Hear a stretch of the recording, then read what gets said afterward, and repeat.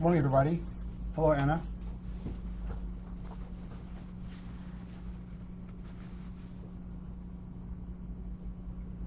Hello, Melody.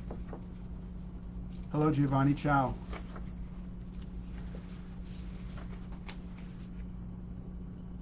Hello, Latiza. Ciao.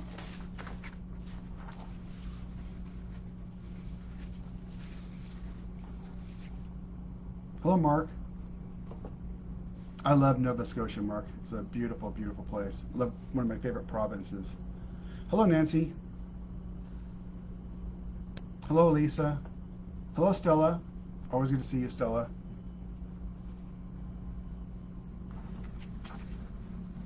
Okay.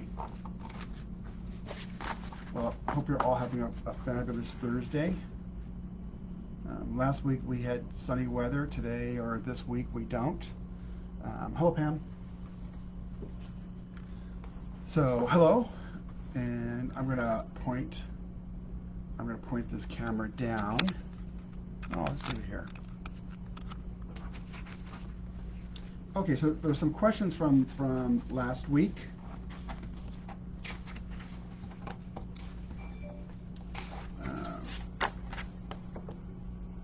So how is the masking fluid in the bottle? This is Nancy, and Nancy's on right now. How is the masking fluid in the bottle after being open for 4 weeks? Can you still use it? So it's a great question, Nancy. I'm going to point this down. It's amazing. This is a white piece of paper, yet it looks a little bit bluish on the screen. So there's some probably user issue, me. So let's have that refocus for a second. Okay. All right. So let's do a couple things. I'm going to answer that question, Nancy. So this is the masking fluid on the Lana Aquarelle. We did this on 4/21, so we're about a month now, and each session I've been taking it off. So I'm going to take this one right here off.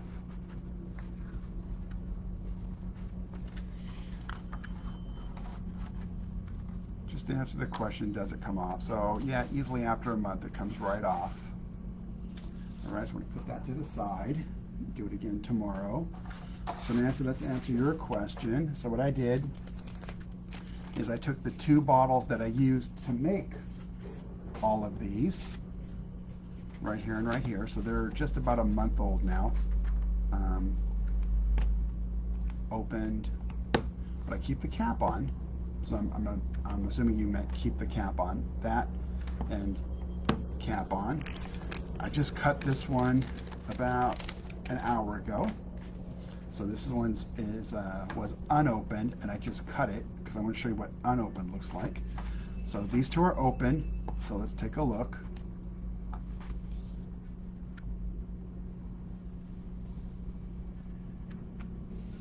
Okay, so there's the first one that was opened about a month ago.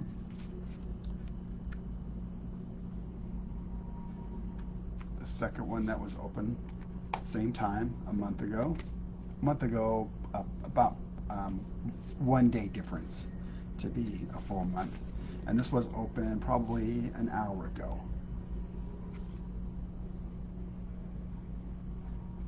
There we go. So I'll put that over here. I'll put a little black mark on it.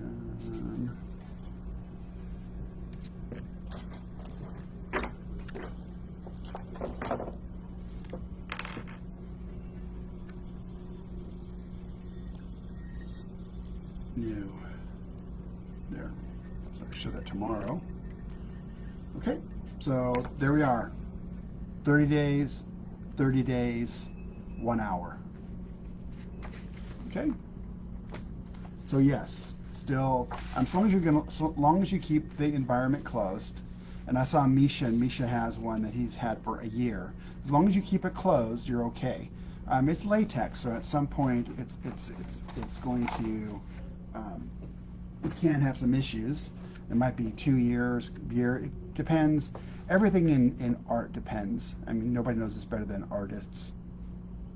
It depends. My heat here in Seattle, this is a closed office, is going to be different than somebody that's in Thailand. So heat's always a factor. Humidity is not really a factor. Inside or outside can be a factor. But if this is in your studio, it's going to last a really long time. All right. It's certainly not going to be. So this is 30 days, and I'll keep these here, and we'll do it another 30 days. So we'll do it in 60 days. Okay. Hello, Ethel.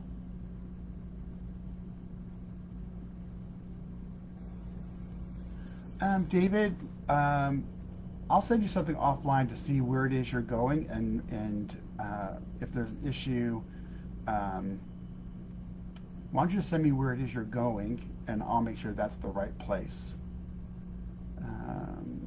Good evening. So Julia, good evening.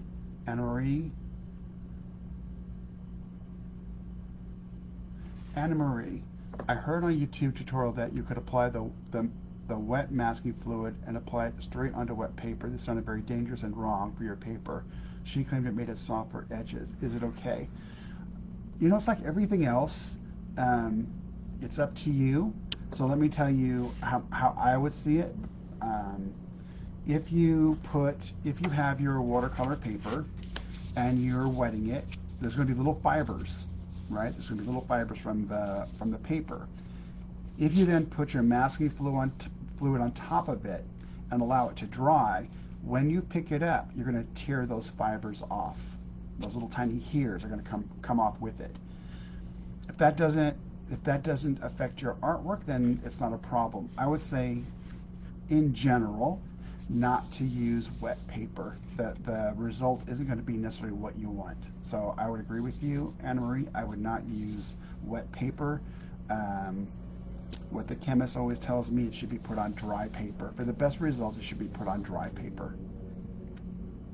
So thank you for asking that. Melanie says she never gets her masking fluid to last a year. She uses it too fast. And then Stella also says she believes it should be on totally dry paper. Thank you, Stella. Okay, so that's good questions. Thank you very much. And this one is from OTO and also Eve. And I just make sure I wanted to answer both questions. May I ask what paper you're swatching on? So when we do swatches like this is Lana Aquarelle 140-pound cold press. This paper right here that I've been demonstrating the watercolors on is Stonehenge Aqua Cold Press 140 pound. Okay, so the paper I'm going to be using today is Stonehenge Aqua Cold Press, and the paper that we swatch on is Lana Aquarelle 140 pound cold press.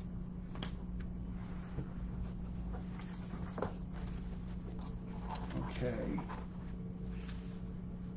Rin just gave me some information about how to have my camera do a better color. Rin, thank you very much. I'm going to see if I can do that. I'm somewhat of a novice when it comes to that, but thank you for this great information, Rin.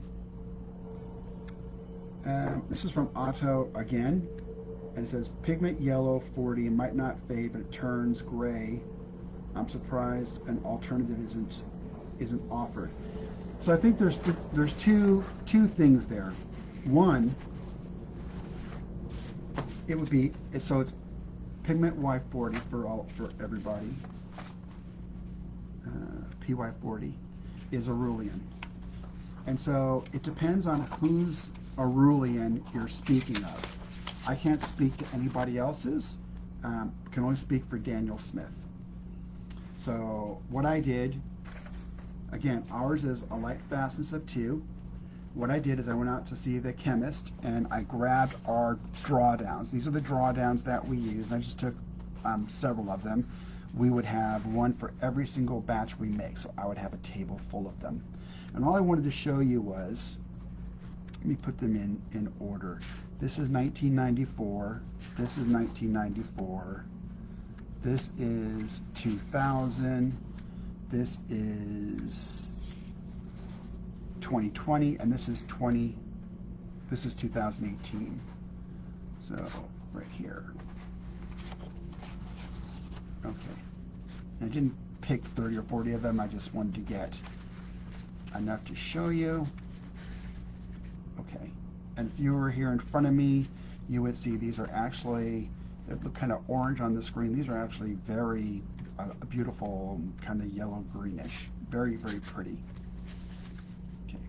So this is 1994. It does not turn green. So if you're getting something that turning green, I don't know whose you're using. Because this is 1994. 1994. Oh, let me put this back. 1994. 1994. 2018. Should have been this way. 2000, 2018, and 2020. Oh, that camera's gonna focus again. Come on. Come on, you can do it. There we go. All right. So it's one paint maker really can't answer for any other paint maker but for themselves. So this is our Arulian. And if you were here, you'd see this is way more vibrant than what's on the screen, but still on the screen, you see it's not fading to a green, etc.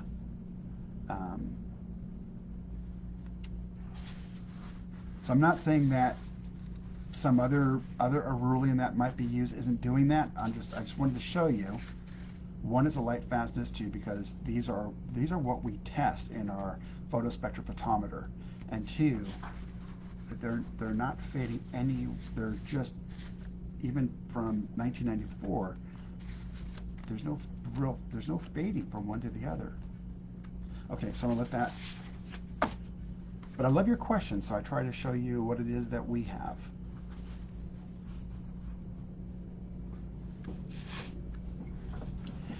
Sure, that's correct. These, well, they're not always kept in the dark. They're kept in the chemist laboratory. But it would be the same principle. If you're keeping, it's watercolor. So if you have these in indirect light, they're gonna keep vibrant for a much longer time. If they're kept under UV glass, much longer time. If they're kept in a room, normal room, much longer time. If you put them out in direct sunlight, it's going to diminish. But then I would ask how many people put their paintings out outside of the house in direct sunlight. So can you do that? Certainly you can. And that's going to affect it because it's done for indirect. So the ASTM is indirect light. But yep, but that's a good question. Thank you, Eve. All right. This is from Celine. Celine says she uses 3 to 4 colors, and you know it's really always, we're making tools for artists to put in their toolbox. How many you choose is always up to you. Which ones you choose is up to you. It's providing the tool that if you want to achieve your vision, you can use that. So different than what type of brush you're going to use or what type of paper you're going to use. It really is all up to the artist and what it's going to help you achieve your vision. I like that. I like that.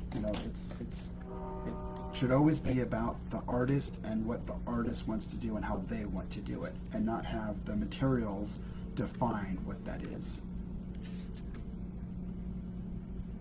No, so Eve, you don't need to hang it. That's funny. But you can always do things to protect watercolor. Watercolors are going to be a little bit different than acrylics and oils, because the light has to go through a polymer for the acrylic and it has to go through a linseed matrix or linseed for an oil. If you want your watercolor, which is it's really such a beautiful medium in that you really see what the pigment looks like more than any other medium.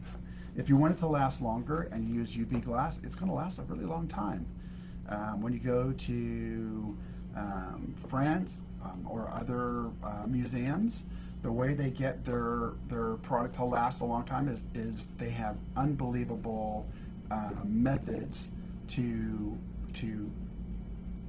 stop certain types of light.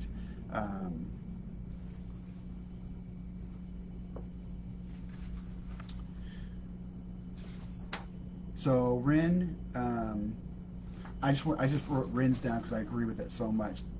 This is Rin. He says, thank you so much for your time. Also, thank you everybody who shared their knowledge. And when I go back, and I don't know if many of you do, the amount of times you share information with each other is just huge. So I'm going to agree with Rin and say thank you very much to Rin and for you sharing your ideas.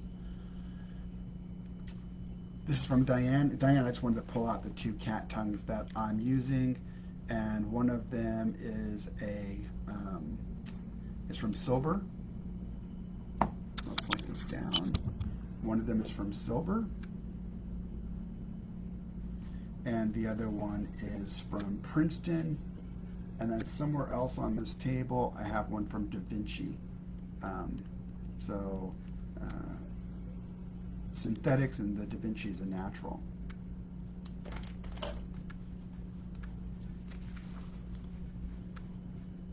Let's see. And this is from Anna Marie. And she says, how does the new black, so that would be McCracken black, compare to the indigo and Danthrone?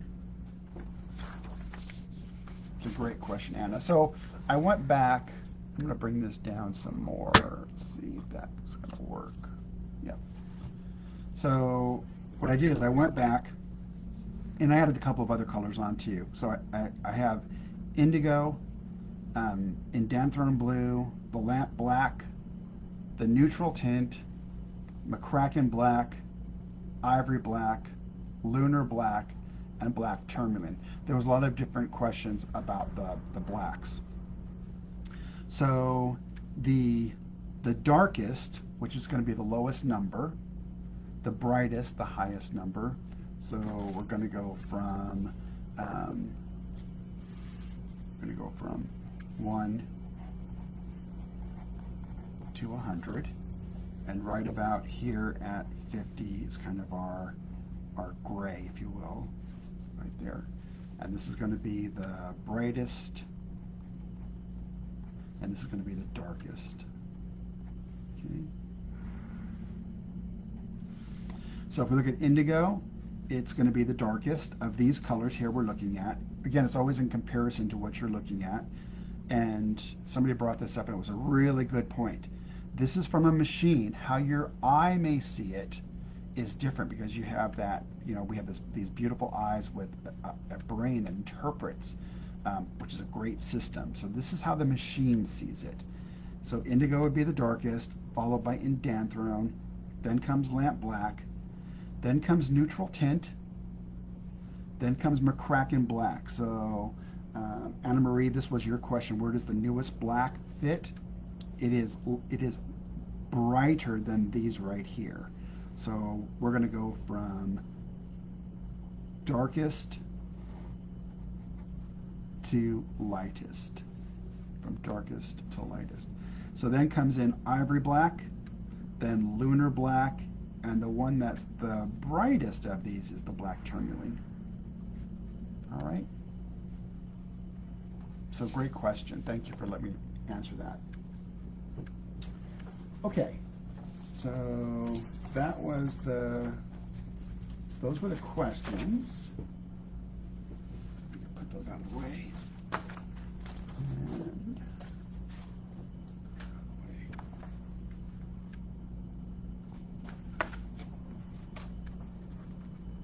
there's artists that only use black, and the tones they're just beautiful.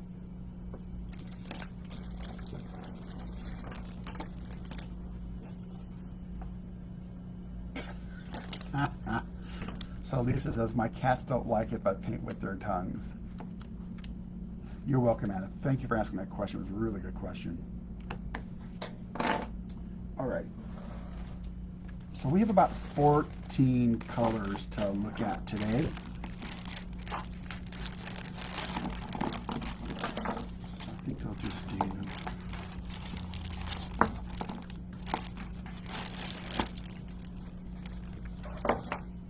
I love the questions that you ask. The one thing that I enjoyed when I was a student, I have a degree in botany, a degree in computer science, and my master's in business. And I always enjoyed learning. And learning is really what many of you are doing here, asking each other questions, asking questions of me. I love that. It's a great journey. So thank you for being there with me. Okay, so we're going to look at, first one is we're going to look at raw sienna.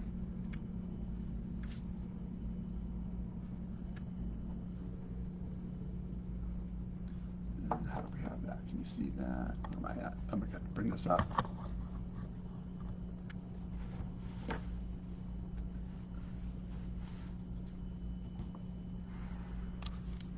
There we go.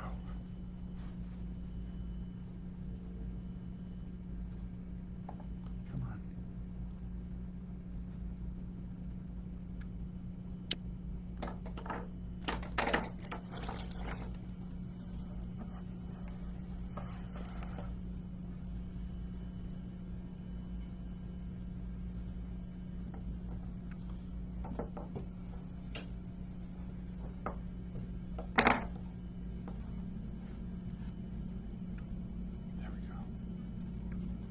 You know, I keep on saying I'm going to get a porcelain plate, which I have, and yet I don't do that. It's just so much easier.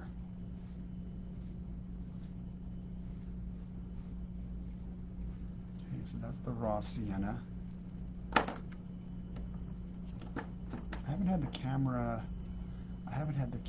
go in and out of focus as much as it's doing. I think that might be more of possibly Facebook, because it's just doing that by itself. Maybe low bandwidth or something. Okay, so that was raw sienna. There it goes. Hello, Angela. This is yellow ochre.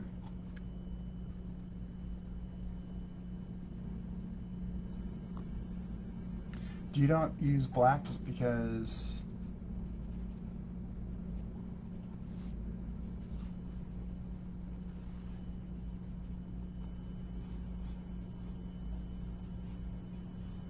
I've talked to artists that don't use white. They use the paper as the white.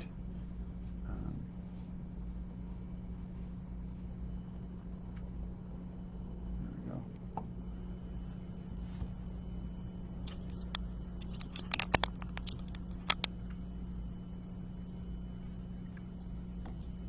Oh. So Raphael says the late Roland Hilder used black as he would any other color.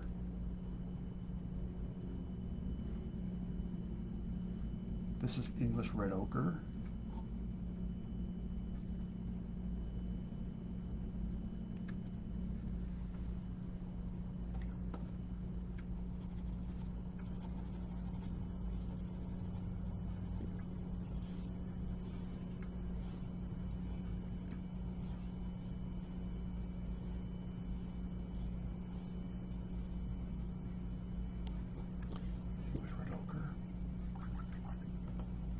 Says she hardly uses any white ever.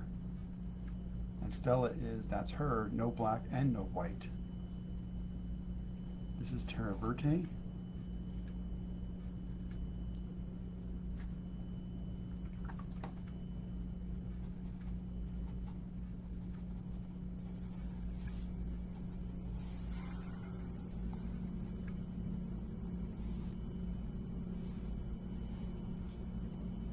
Kind of a dirty brush.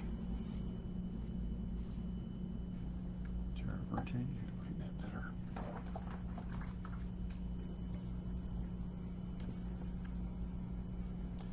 This is Italian red. Oh, I'm sorry. This is Indian red. It's a pretty color.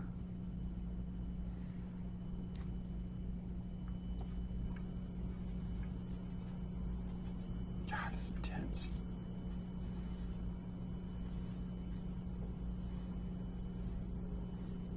Indian red.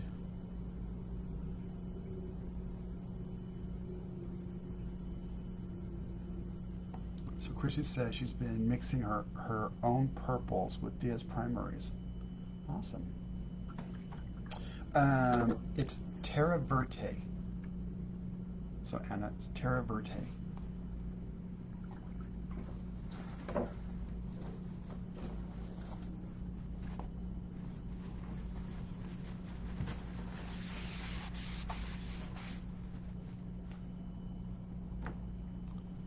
And this is Fired Gold Ochre. Fired Gold Ochre.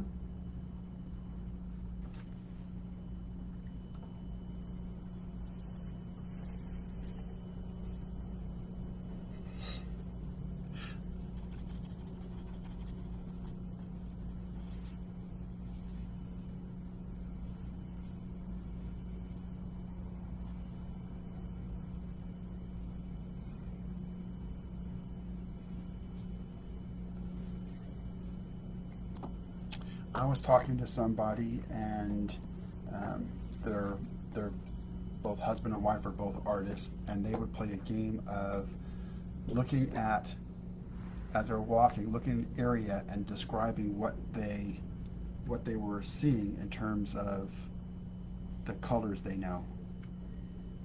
Saying that's pretty awesome.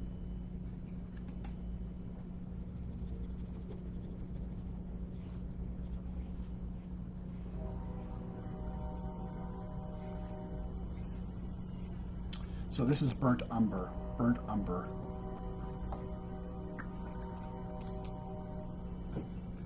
So this one is raw sienna. This is yellow ochre. This English red ochre. This one Terra Verte. This one Indian red. Fired gold ochre. And burnt umber.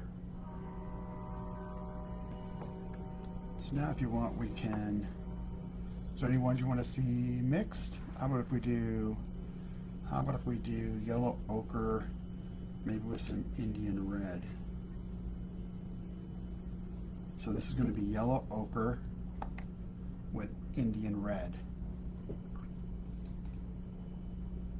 Oh, Eve says, I try to guess what pigment colors cars are painted with. Yeah, that is a really good one. That's a really good one.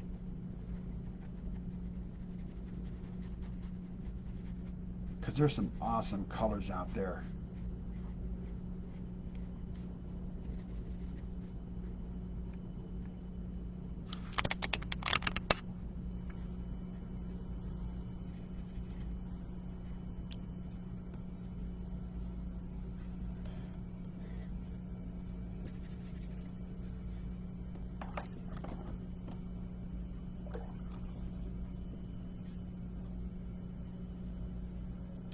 I remember when I was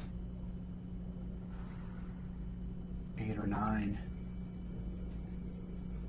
the colors for most vehicles were black, white, blue, red, and you could get other colors, but those were the most popular. Not so much popular. That's what they were just offered in. If you don't like those colors, that was going to be a problem. Now, it's almost like going to one of the big box stores like Home Depot, and you can bring a color from anything, and they have so many ways of mixing paint to give you the color you want. It's unbelievable. It's a great time.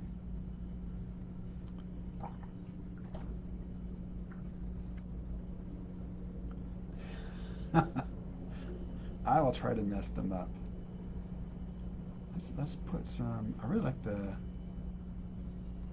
burnt umber is just really pretty. Maybe some burnt umber and put some. So it's burnt umber, and let's put some gold.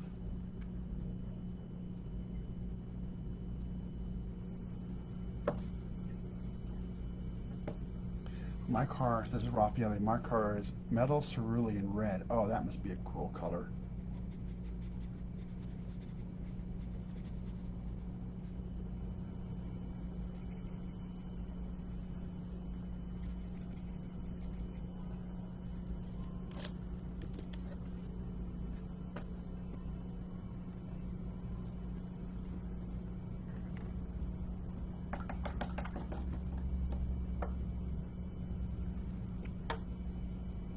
Yeah, it's amazing the colors they have now.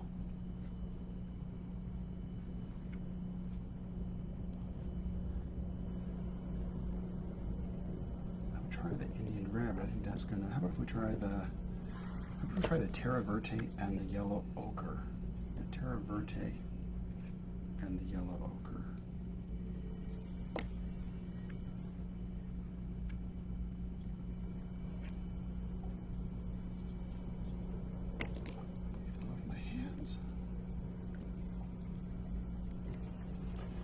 Mine is Antique Honda Gray. You know, I saw, I think it was a Volvo, and it was in gray, and it was actually quite striking. It wasn't it was just such a very clean, such a clean gray.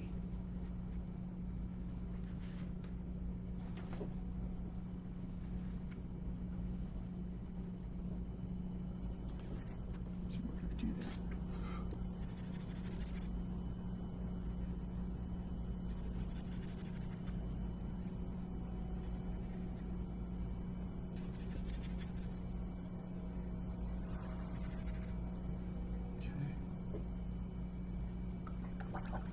Oh, joke, it's also very dirty.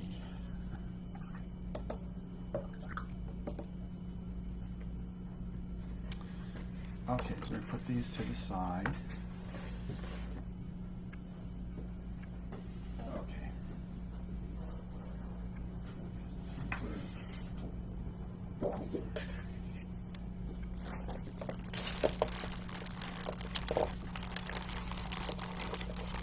I haven't seen that. So Anne-Marie says on the BBC there has been a technology break in creating a brighter white.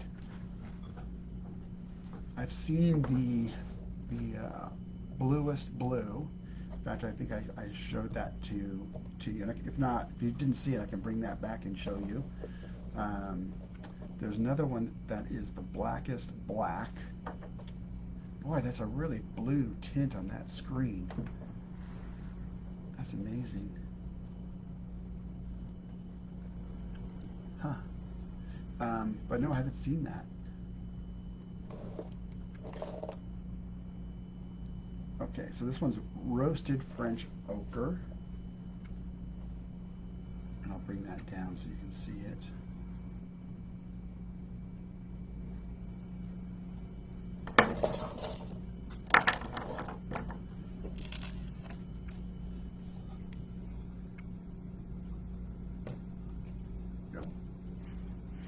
Roasted French ochre. John, you are showing that.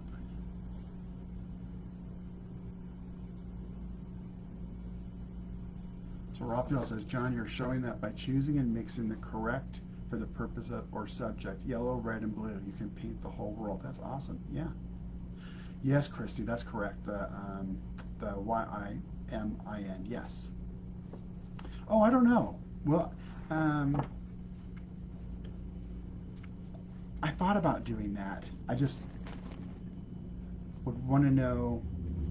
I just want to make sure that it offers the artist something. So what I'll do is I'll bring that back again and show it to you.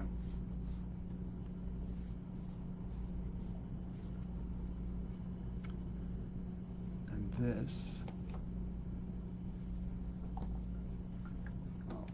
that's what happens when so this is going to be raw umber violet. Raw umber violet. This one here is raw umber violet. Oh good, I'm going to read that link. Thank you.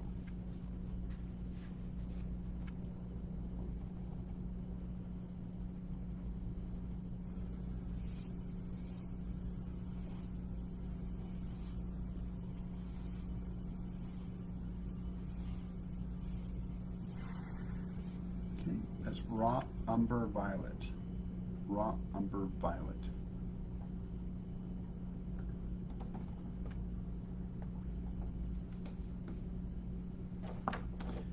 I don't know if it's kind of the way that we look at it is it going to, is the color going to do anything? Is it does it granulate when others don't granulate in a particular hue? Is it staining when others aren't staining? How is it different? How does it add another tool? You probably never want to open up a toolbox and find all the same screwdriver. You know, you might want to have one that's smaller, one that's longer, a Phillips versus a straight.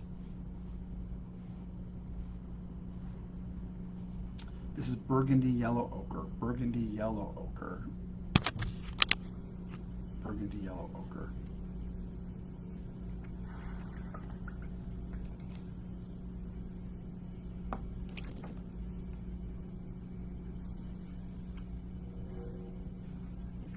Pompeii red.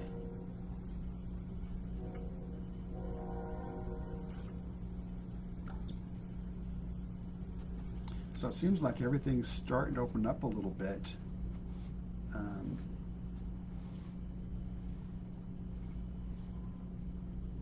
I'm really looking forward to be able to travel again. Just to see people I haven't seen in over a year. Probably most of us. This is roasted French ochre.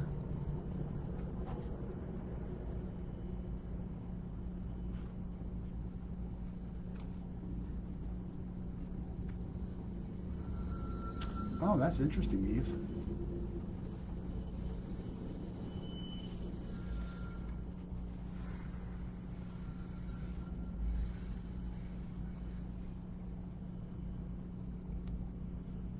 I want to see what Ron has, because we have the pigment in the laboratory. I'm going to see if he'll make some so we can play with it. Maybe when we do the blues, we'll play with it.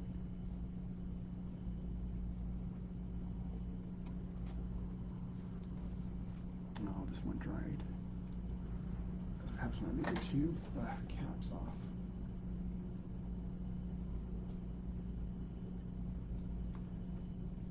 So I'm just going to be really quick about this. Just do this.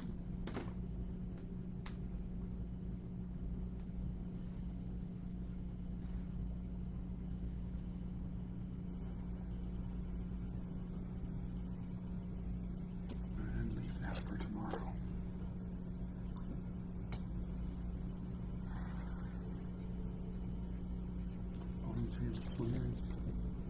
This is Venetian red.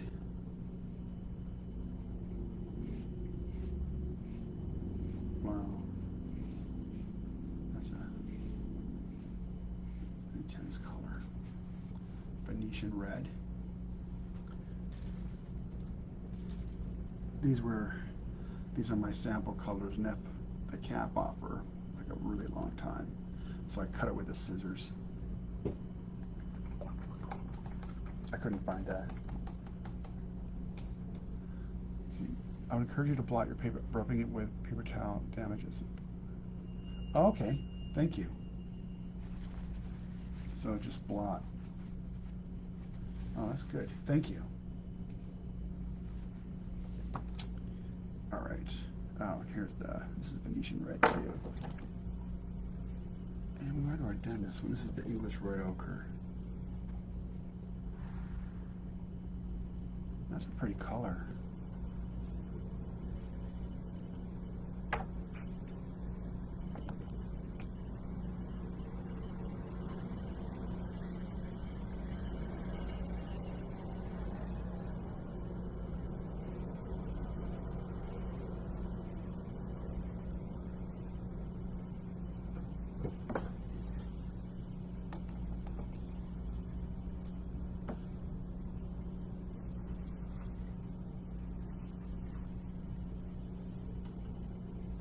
So I think if you name the colors on every artist's name, we'll remember them much better.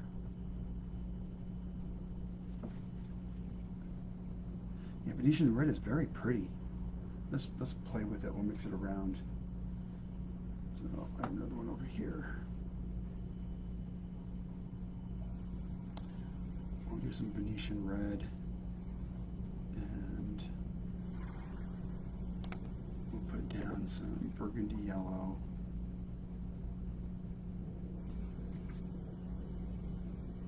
And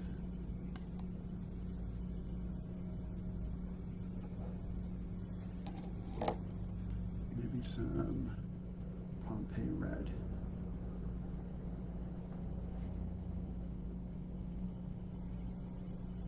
It's amazing. It's already May, and May's almost over.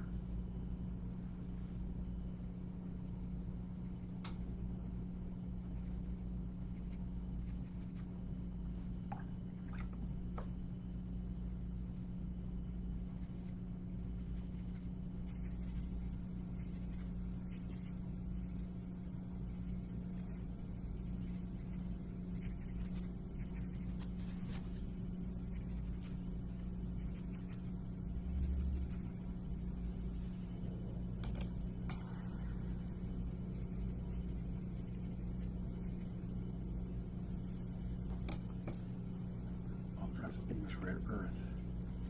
Let's do the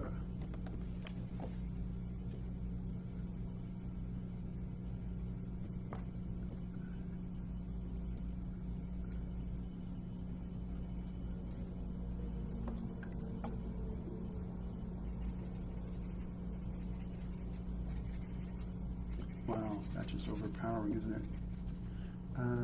Chrissy says I want to see burnt umber violet mixed with Venetian red. Okay.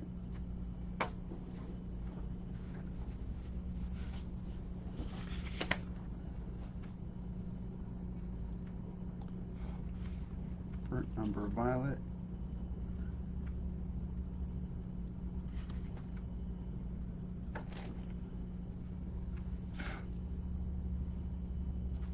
Venetian red.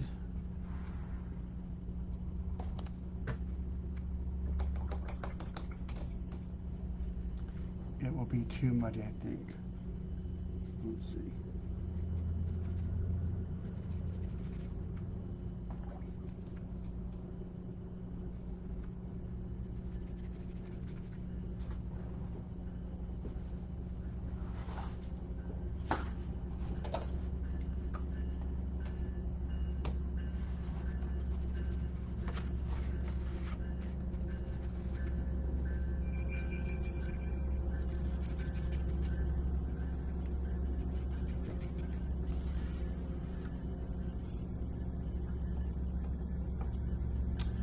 Okay.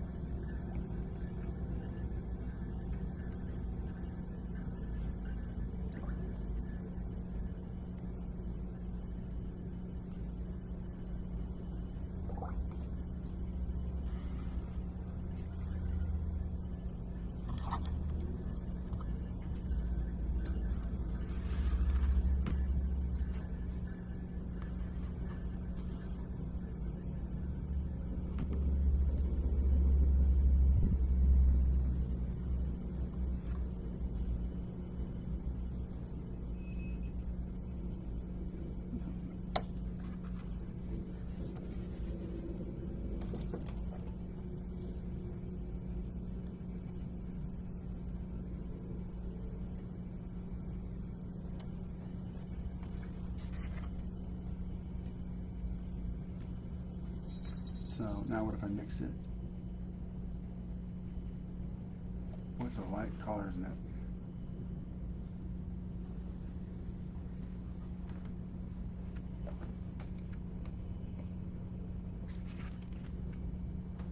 How about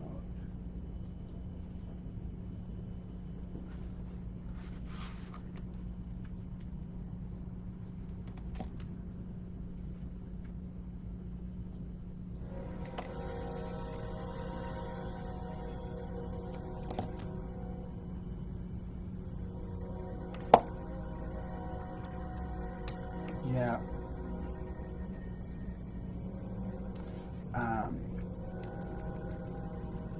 So Venetian red is Italy.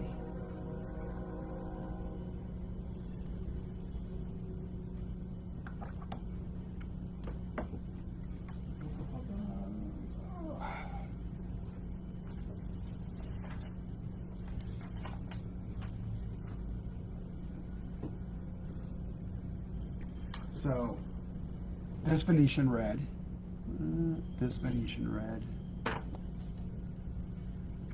this is a synthetic. This is a synthetic. So Venetian red is a synthetic. It's a red iron oxide. Okay. So synthetic.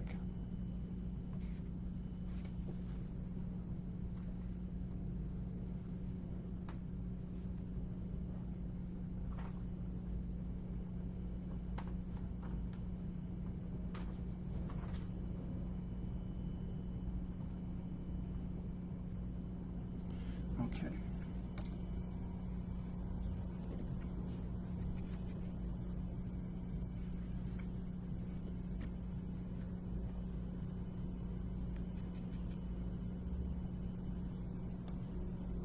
I think you guys have a really light touch. I don't have that really light touch.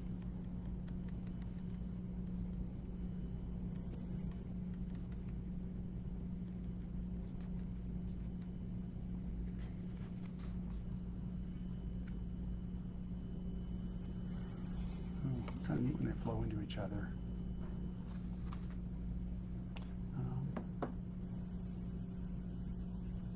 So it depends, Anna. Some can be synthetic, some can be natural. And for example, transparent red oxide, PR101, is a synthetic. It's a synthetic red iron oxide. And then red hematite, PR101, is a natural. So that's a pigment red 101 that's a natural. And then there's the Italian Venetian red, and there is the Venetian red. Italian Venetian red and Venetian red. So I think that's what you were talking about. So the Italian Venetian red is a red iron oxide that is a natural from Italy. So the Italian Venetian red is from Italy, PR101. Venetian red, PR101, is a synthetic iron oxide. Okay, it's kind of difficult when they both have pretty much the same name, but one is Italian Venetian red and one is Venetian red, both PR101. Transparent brown and red oxide are both PR101 and they're both synthetic. Lunar red rock, PR101, is a red iron oxide and it's a natural.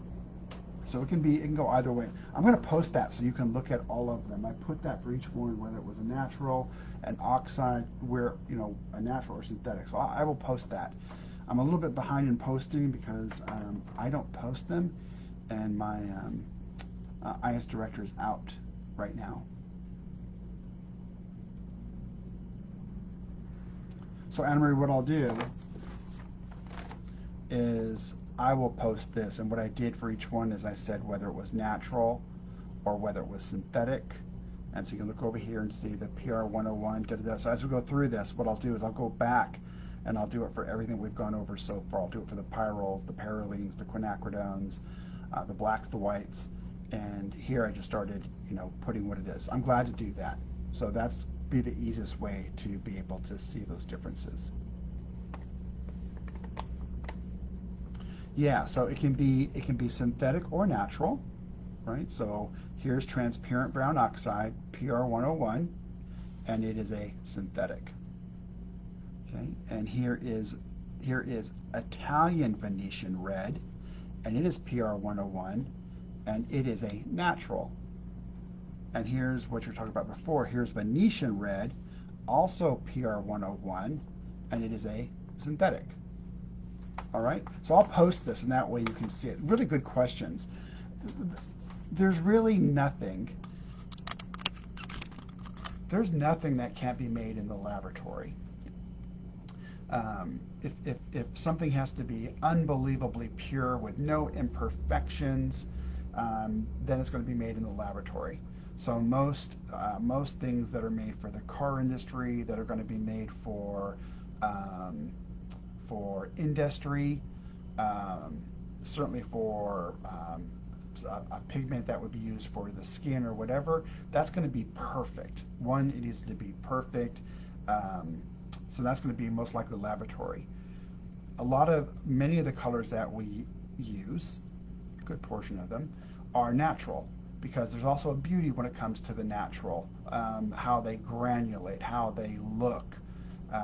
So we use both, and I'm glad to do that. And what I'll do, I'll go backwards, and I will put that in the notes. And I started doing it with the siennas and the umbers and the ochres, and I'll do it going forward. That way you'll see both pieces. I like that. Can you label the paper ahead of time so it is? Yes, of course. I'll just need to be more structured and not pull them out of the bag. So I can do that. Yes, I will do that. Yes, so Renee, that's a great idea. I will do that. In fact, I'll have these tomorrow, and I'll go ahead and label the paper. Same colors I'll be using tomorrow, and I will label them. Not a problem. Yeah, sometimes there's a lot to be said about stuff which is imperfect.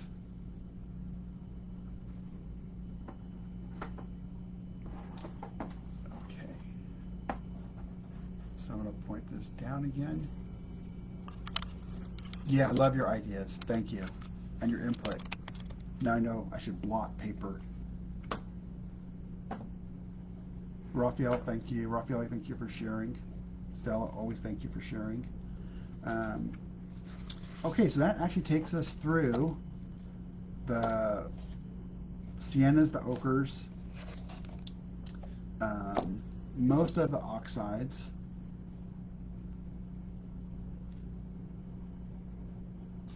So we made good ground. And what I'll do tomorrow is I'll relabel all of these, so it's very easy to see. Okay, and I said last week I would post this. I will post this. My IS director needs to come back, which he is coming back. He just happens to be taking a little bit of time off, and then he'll post these. So you'll have all the information. You'll have all the information. The C Lab will be there. For any of you that enjoy doing the C Lab, if you've had questions, if you've got questions on the C Lab, just send it to me. Send it to me, and I'll read it, and I'll get back to you. Because if you really want to read it, but you're having some difficulty doing it, I think I can walk it through with you pretty quickly, and I think you would enjoy it. Pretty soon, you can just look at the numbers and kind of know where it falls. You would know how one color compares to another color. You would know the brightness or the darkness of a color. It's just interesting.